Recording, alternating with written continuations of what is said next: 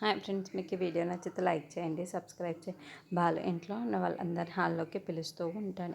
ఇంట్లో ఉన్న వాళ్ళందరూ హాల్లోకి వచ్చి ఎందుకు ఇంత గట్టిగా అరిచి పిలుస్తున్నావు, ఏంటో చెప్పు అని చెప్పేసి అడుగుతూ ఉంటారు. ఆ మాటలు వినగానే అక్కడున్న బాలు అయితే, నా భార్య శపథం చేసింది కదా, నేను ఇచ్చేసిన పుస్తకాన్ని వేసుకుంటున్నాను అని చెప్పేసి అంటాడు. ఆ మాటలు వినగానే అక్కడున్న ప్రభావతి, అవును మంగమ్మ శపథం చేసింది, నువ్వు ఎప్పుడు తెస్తావు పుస్తకాలు తాడు, తను ఎప్పుడు మెల్లో వేసుకుంటుంది చెప్పు అని చెప్పేసి హేళన చేస్తూ ఉంటుంది. ఆ మాటలు వినగానే అక్కడున్న బాలు అయితే, లేదు లేదు నేను ఎప్పుడే తీసుకొని వచ్చాను, ఇదిగో మీనా అని చెప్పేసి తనకి పుస్తలు చూపిస్తూ ఉంటాడు. అది చూడగానే ఇంట్లో ఉన్న వాళ్ళందరూ ఒక్కసారిగా షాక్ అయిపోతూ ఉంటారు.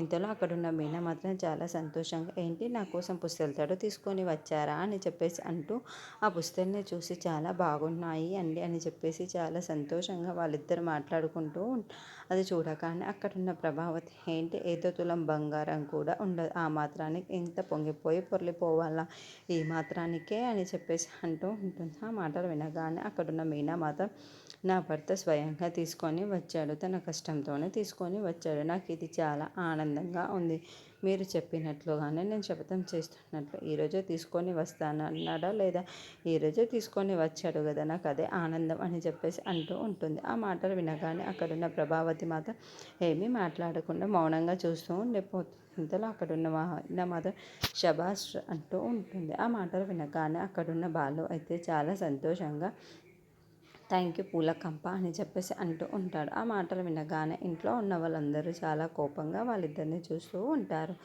అక్కడున్న సత్యం మాత్రం చాలా సంతోషిస్తూ వాళ్ళ కొడుకు కోడల్ని అలా చూస్తూ ఉంటాడు. ఇంతలో అక్కడున్న ప్రభావతి మాత్రం ముఖం ముడుచుకుంటూ ఒక పక్క